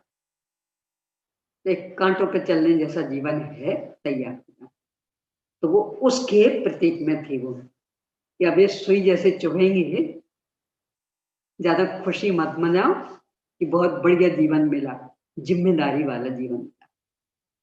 तो अपनी सारी खुशियां एक और उस पूरे परिवार को खुश रखने की जिम्मेदारी वो सिर पे आ गई। तो अपने सारे जो भी हैं खेल तमाशे वो छोड़ दो, बचपना छोड़ दो, उस जिम्मेदारी को उठाने के लिए तैयार हो जाओ। इसके लिए वो सुइयों का था कि ये सुई जैसे चुभेंगे। यानी सुहाग दशा पाई तो इतनी आसान नहीं समझना, और फिर आगे और फिर बाल बच्चों का तो दिन भर काम करना और रात में भी सो नहीं पाओगे और फिर भी करना पड़ेगा। सुई नहीं बोला आपने, छुई छुई छुई। वो छुई भी तो वो लगती है ना, वो एक देवी का रूप बना के रखते हैं कि देवी ने नहीं तो मूल में उसके पीछे भावना ये थी। वो होगी, वो अब बाद में वो रूढ़ी बन गई, बाद में रूढ़ी बन गई। यानी मूल में ये अब जिम्मेदारी वाला काम आया है सिर पर। ये नहीं समझना कि बहुत अच्छे से जीवन बीतेगा। अब ये जो लाड़ प्यार के दिन थे ना वो गए, जो मौज मस्ती के दिन थे वो गए। अब तो दिन रात जागरण, दिन रात जिम्मेदारियां, दसों की बातें सुननी और फिर भी चुप, इसके प्रतीक में थे वो। होता क्या है, एक अपने यहाँ पुस्तक है वनिता पोथनी, उसमें बेटी की सगाई हुई तो माता पिता उसको जो संबोधन दे रहे, उसमें ये सारी बातें उन्हें सिखाई। बेटा अब अपनी विचारधारा बदल दो, पीहर जैसी स्वतंत्रता अब नहीं चलेगी। हमें तो जब तक सोना तब तक सोएंगे, जो काम करना सो करेंगे, तुम तो अब नहीं चलेगा। सबसे पहले उठना पड़ेगा, सबके बाद में सोना पड़ेगा, सबके लिए भोजन पहले कराना पड़ेगा, तुम्हें सबसे बाद में करना पड़ेगा। 10 को खुश रखने की जिम्मेदारी तुम्हारी, वे 10 तुम्हारे लिए बातें सुनाएंगे, तुम्हें जवाब भी नहीं देना होगा। पूरी शिक्षा उसमें दी गई कि अब इस तरह से अपना मन तैयार कर। तो उसके प्रतीक में वो सब चलते थे। अब आज वो भी गया, बस ढोल धमाका रह गया। यानी बुजुर्गों ने जो ये परंपराएं चलाई थी, उनके पीछे बहुत बड़ा विज्ञान था, एक मानसिक तैयारी हो गई। इसके लिए चूंकि बात आई तो मैं एक सलाह भी देना चाहूंगी, सुझाव मान तो सुझाव भी। एक आरिका विज्ञान मती जी है, ये भिंडर तरफ के हैं, उन्होंने 2-3 पुस्तकें लिखी हैं। नाम उनका क्या है? संस्कार मंजूषा। संस्कार मंजूषा का स्वाध्याय अवश्य करना। कुंवारी लड़की से लेके वृद्ध महिला तक,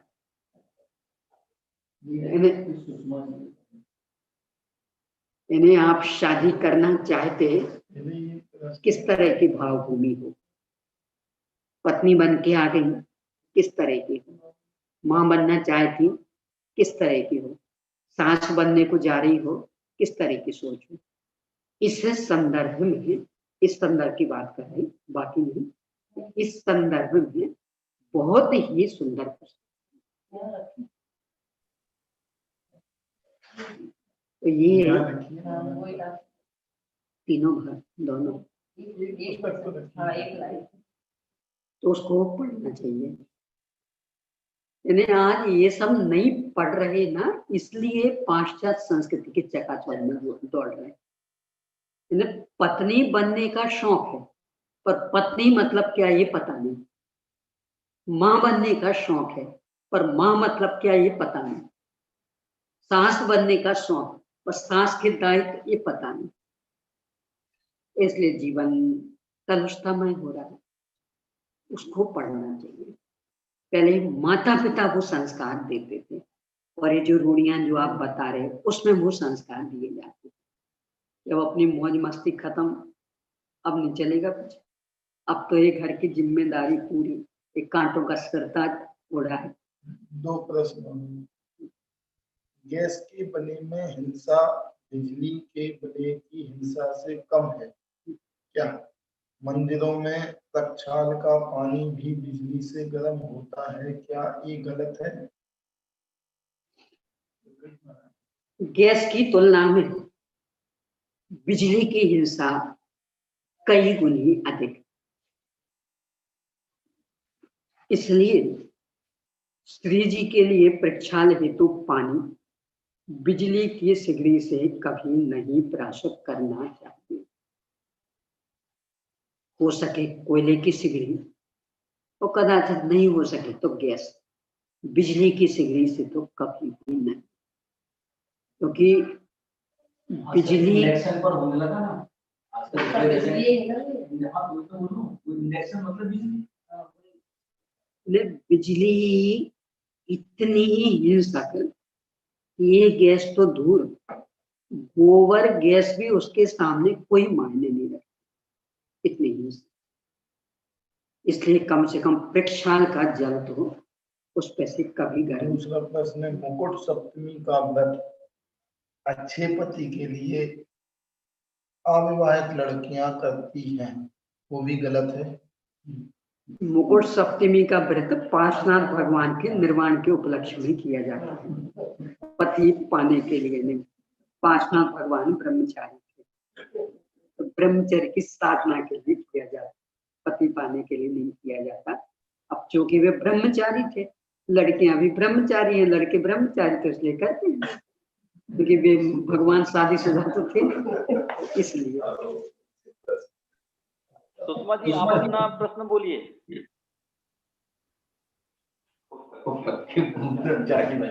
दीदी जी जय जिनेंद्र। सुषमा जी आप अपने आप को अनम्यूट करिए।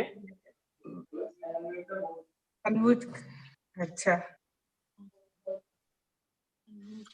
हाँ दीदी जी, हमारे यहाँ क्या है ना, कबूतर बैठते हैं ऊपर और बहुत ज्यादा बीट कर देते हैं, तो फिर उसको हमको रात में भगाना पड़ता है। तो हमको ऐसा लगता है कहीं हम पाप तो नहीं कर रहे भगा के उनको।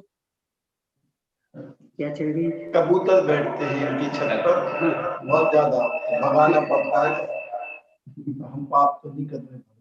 पाप तो है ही। देखो बहुत ज्यादा बीट कर देते हैं, गंदगी करते हैं। यदि किसी को प्रवेश नहीं देना चाहते तो वो प्रवेश कर ही ना पाए। अब पहले से प्रवेश करने लायक आपने जगह रख रखी और फिर प्रवेश कर रहे तो भगाएंगे, कहाँ जाए बेचारी पशु पक्षी। तो बुद्धिमानी या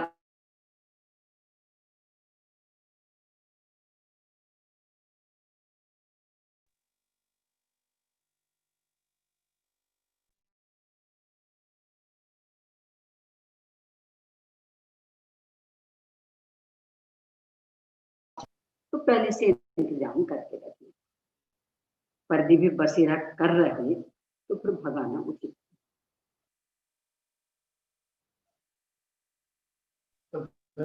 सर्प आदि को मैंने बोला, सर्प आदि ऐसे आते भी नहीं है, सर्प आदि ऐसे आते भी नहीं है। इन जैसे ये कई जंगल में संस्थाएं सभी बनी हुई है, तो जंगल तो वैसे उनकी रहने की स्थान है, खेत खलियान। खेत खलियान तो ऐसे तो आते नहीं, तो कदाचित निकलते हैं तो आप उनसे बोले नहीं तो भी अपने आप अपनी रास्ता पार कर जाते हैं। तो घर में ही एंट्री ले लेते, घर में नहीं लेते। दीदी जी इसको उपाय क्या है भगाने का, उनकी क्या व्यवस्था करें फिर? नहीं, इसमें ऐसा रहता है उनके निकलने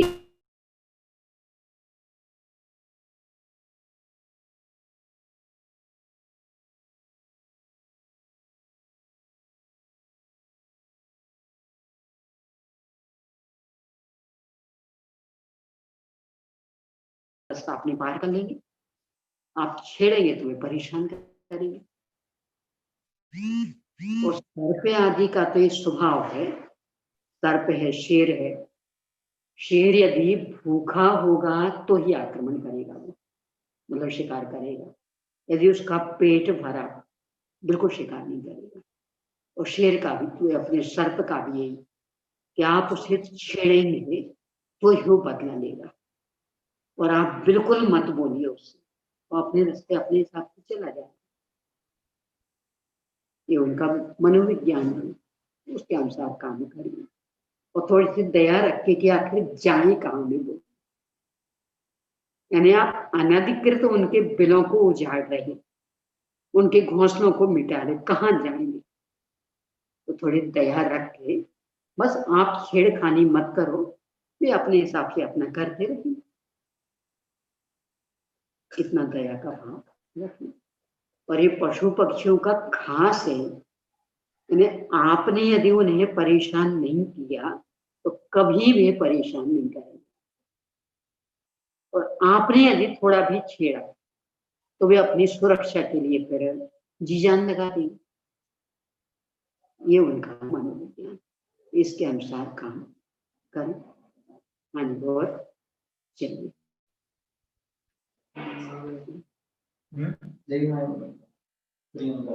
बोलिए।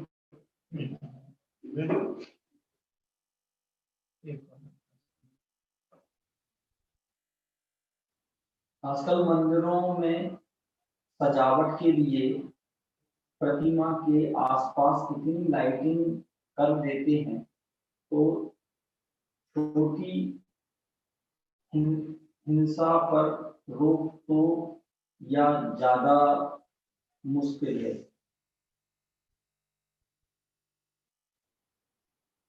छोटी हिंसा पर रोकना या ज्यादा है मुश्किल है, ऐसा करें मंदिरों में सजावट के संबंध में? जो मैं कई बार कह चुकी, आक्षेप विक्षेप में मत उलझिए, अपनी विचारधारा बदलिए। मंदिर कोई अपने आप अपनी सजावट नहीं करते हैं, अपन जैसे समाज के लोग ही करते हैं। यानी समाज तो अब समाज नाम किसका? अपन लोगों का ही। तो अपनी यदि अपन सोच बदले, चिंतन धारा बदले, तो इसे हिंसा से बच। सजाने का उपाय अकेला लाइटिंग नहीं है। आप बढ़िया बढ़िया सूक्ति वाक्य लिख करके, बढ़िया बढ़िया चित्र बना के इसे भी सजा सकते, और को नहीं तो झंडी आदि लगा के इससे भी सजा सकते। इन्हें लाइटिंग करके ही सजाना, ये तो कोई बुद्धिमानी नहीं। पहले जब ये लाइट नहीं थी, नहीं सजाते थे मंदिर, कितने बढ़िया बढ़िया वो क्या बोलते बैनर वगैरह बनवाते, झंडी वगैरह लगवाते, और उससे कितने सजे रहते थे। लाइट थी नहीं पहले। और मूल के कार्यक्रम में ही जहां तक बने दिन में, रात्रि में तो जितनी कम से कम रात में कार्यक्रम समाप्त हो जाए, ऐसा अपना प्रयास रहना चाहिए। डेकोरेशन तो कतई शोभा नहीं देती। और खास करके जब ये संक्रमण वाला काल, यानी जिस समय त्रस राशि ज्यादा होती पैदा, समूचन ये खास करके बरसात में अथवा जब जब भी मौसम बदलता था, तो उन दिनों लाइट का तो बिल्कुल ही काम नहीं होना चाहिए। कोमल 28 व्रत हमारे यहाँ किया जाता है, जिसमें 8 दिन इमली भात खाया जाता है। ये अष्टांगिका में होता है। क्या ये आगम सम्मत व्रत है? ये तो अपनी तृष्णा को कम करना है। तो अकेले बस इमली का पानी और चावल खाएंगे आप। तो ये तो होता है, यानी तृष्णा घटाने के लिए जो भी करें सब माने, बस सुधार रखना है अपनी इस श्रद्धा में कि वो धर्म नहीं है। ये तो हम अपनी विशुद्धि ही बढ़ा रहे हैं, पर विशुद्धि बढ़ाना मात्र ही अपना प्रयोजन नहीं है। शुद्धि बढ़ाना ये प्रयोजन, पर शुद्धि विशुद्धि के बिना नहीं बढ़ती, इसलिए विशुद्धि की ओर बढ़े। इमली का पानी कौन सा बोलते हैं? आचाम्ल बोलते हैं। कैसे? बहुत ऐसे तो कोई चीज नहीं। मान लो अकेला चावल खाएंगे, अकेला गेहूं, मतलब कोई भी ये करने ऐसा कुछ। अगला है दीदी, कबूतरों को भगा नहीं सकते क्या? तो वो गया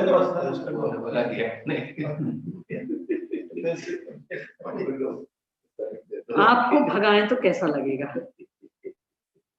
आपके घर से नहीं, धर्मशाला में रुके हो, फ्री फोकट की धर्मशाला। अब कोई जबर आ जाए और वो कह नहीं हम रुकेंगे इस कमरे में, आपका वहां बस नहीं चल रहा, पर लगेगा कैसा? न वो सामने वाला जबर है और फ्री फोकट की धर्मशाला, वहां पैसे वाली भी स्थिति नहीं, तो आप भले उससे लड़ नहीं सकते, पर लगेगा कैसा?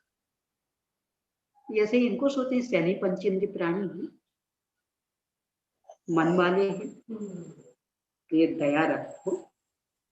नहीं दीदी, उस स्थान को पैक तो कर सकते हैं ना। बाकी भी गंदगी तो साफ करते कि नहीं करते, तो मोले की फिर मकान ही इस तरह से बनवाओ, तो विडंबना क्या है? एक और हम शान शौकत में उलझेंगे। पहले पता शिखर वगैरह हमेशा कैसे बनते थे? अब बैठो, कैसे बैठो? तो बैठे नहीं पाए। और हमने जगह जगह वो पट्टियां बनवा दी जो अच्छे लगते थे, तो बैठने को हमने स्वयं जगह दे दी। अब बैठते हैं तो उनको भगाते हैं। क्यों दी आपने जगह? आपको पता नहीं था कि खुले में है, पशु पक्षी आके बैठेंगे, तो आपने बैठने को जगह क्यों दी? तो पहले अपनी संस्कृति तोड़ी, यानी पुराने देखना शिखर, यानी बिल्कुल ऐसे रहेंगे, कोई टिक ही नहीं सकता उस पर। कैसे बैठेगा कबूतर, कैसे बैठेंगे दाना? तो अपने आप साफ सुथरे। अब आंखों के सुख के लिए ये देखने में अच्छे लगते, देखने में अच्छे रखने लगने के लिए दुनिया भर की डिजाइनें खोजी, तो स्वयं उन पशु पक्षियों को बैठने के लिए अवसर दे दिया। अब बैठते हैं तो उनको भगाते हो, मारते पीटते हो, चिल्लाते हो उन पर। गलती किसकी रही? तो अपने बुजुर्गों को अपन बुद्धू सिद्ध कर रहे हैं। वे जानते नहीं थे अच्छी अच्छी डिजाइनें बना के, वे जानते नहीं थे कि वे अहिंसक थे, यानी वे नहीं चाहते थे कि हमें किसी को भगाना पड़े, तो अपना घर ही इस तरह का बनाते कि कोई बैठ ही नहीं पाता, वहां बैठने के लिए जगह नहीं देती, बिल्कुल सपाट। अब अपन घरों में भी वैसे बनाते, या फिर जो बन जैसे वहां के में अंदर ऐसा, अंदर कमरे भी, अब वहां कोई घोंसला नहीं बनाएगा तो क्या करेगा बोलो? अब फिर भगाना, तो आपने बनाया क्यों ऐसा? अपने बड़ों को बुद्धू सिद्ध करते, वे डिजाइने नहीं जानते थे, कि डिजाइने नहीं जानते थे कि हिंसा करना नहीं जानते थे, यानी वे अहिंसक थे। तो पहले से ये सोच करके काम करते थे कि यदि हम पशु पक्षियों को नहीं भगाना चाहते तो डिजाइन ही ऐसी बनाओ कि जहां पशु पक्षी बैठ ही ना सके, बैठने का स्थान ही ना रहे।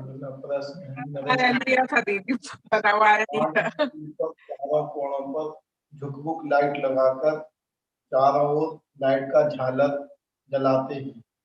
अपने यहाँ यह हो रहा है, इसलिए प्रश्न जागा है। देखो, अपने यहाँ हो चाहे किसी के यहाँ हो, गलत तो गलत है।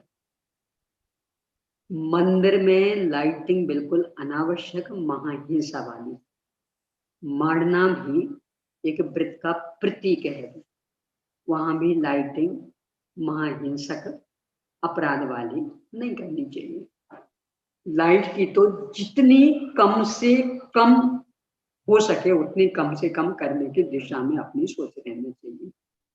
और खास करके वेदी के सामने श्री जी पर सीधी लाइट पड़े, ऐसी लाइटें तो कभी होनी नहीं चाहिए, क्योंकि अकेले वो लाइट नहीं पड़ेंगी, जब समूर्छन जीव होंगे तो वे भी सीधे श्री जी के ऊपर पड़े। तो श्री जी के ऊपर सीधा प्रकाश पड़े, इस तरह की लाइटें नहीं होनी चाहिए। वेदी के अंदर तो बिल्कुल ही नहीं, प्रकाश रहे। आप बाहर लगाइए तो कम से कम वेदी जीवों से सुरक्षित रहे, क्योंकि जीव राशि आएगी फिर उनके लिए छिपकली आदि आएगी, कहाँ कहाँ भगाओगे आप? तो नहीं भगाओगे तो पूरा बूचड़ खाना तो वही हो गया, कहाँ रही मंदिर की व्यवस्था? विवेक अपन रखें और मूल वैसे की सोच बदलें, यानी जो अपने को आज ये फैशन ज्यादा लुभाने लगी, डिजाइन डिजाइन डिजाइन, इसने संस्कृति बिगाड़ दी। ने पहले से इस तरह से बनाएंगे कि जिसमें लाइटिंग की व्यवस्था, हर जगह सजावट सजावट, इससे हिंसा ज्यादा हो रही। पहले विधान नहीं होते थे, मकान नहीं बनते थे, मंदिर नहीं बनते थे, कबूतर आदि नहीं थे, तो भी पवित्र कैसे बने रहते थे कि वे डिजाइन ही इस तरह की बनाते, इसलिए पवित्रता रहती थी। तो अपन उस संस्कृति को अपना है, ज्यादा प्रदर्शन में नहीं जिए तो सब संभव है। और इस ज्यादा प्रदर्शन का लोभ अपने को कहीं का नहीं रहने देगा।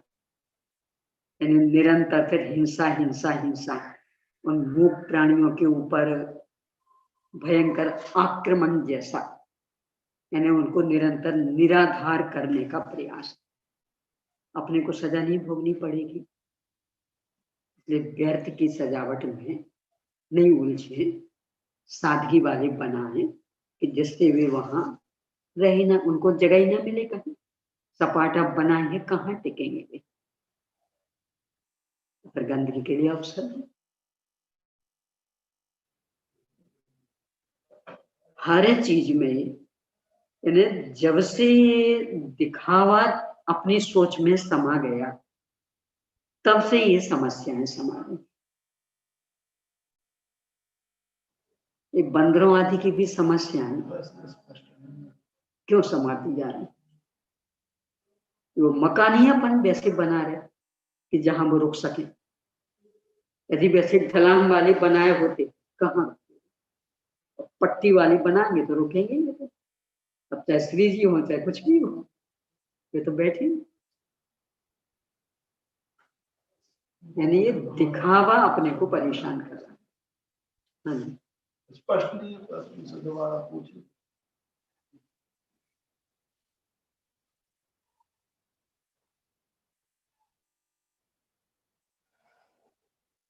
दीदी जी तो फिर पैक तो कर सकते हैं ना उस स्थान को। हो रहा है और हर क्षण अभी लाइट में हाथ हो रहा है, कुछ समझ में कोई दिक्कत नहीं तो हो चुका। चलिए, मूल बस इतनी ही सावधानी रखिए, दूसरों पर आक्षेप विक्षेप की प्रवृत्ति समाप्त करिए। कौन क्या कर रहा, उनके परिणामों का फल अपने को नहीं मिलना, इसलिए उन्हें देख देख के परेशान मत होइए। अपन अपने में सुधार कैसे कर सकते ये सोचिए और अपनी चिंतन धारा बदलिए तो सुधार हो सकता। मूले के अपन अहिंसक धर्म के अनुयायी, भगवान परिपूर्ण वीतरागी 18,000 शील के स्वामी, परम अहिंसक, उनके दरबार में कहीं भी हिंसा के लिए कोई स्थान नहीं रहना चाहिए।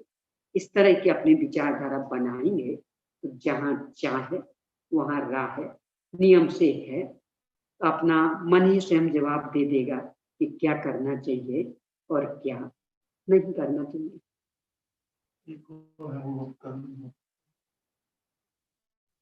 प्रदर्शन से बचें, अपनी सोच बदलें तो सब संभव है, और प्रदर्शन में उलझेंगे तो कुछ भी संभव नहीं। चलिए, समय हो गया है।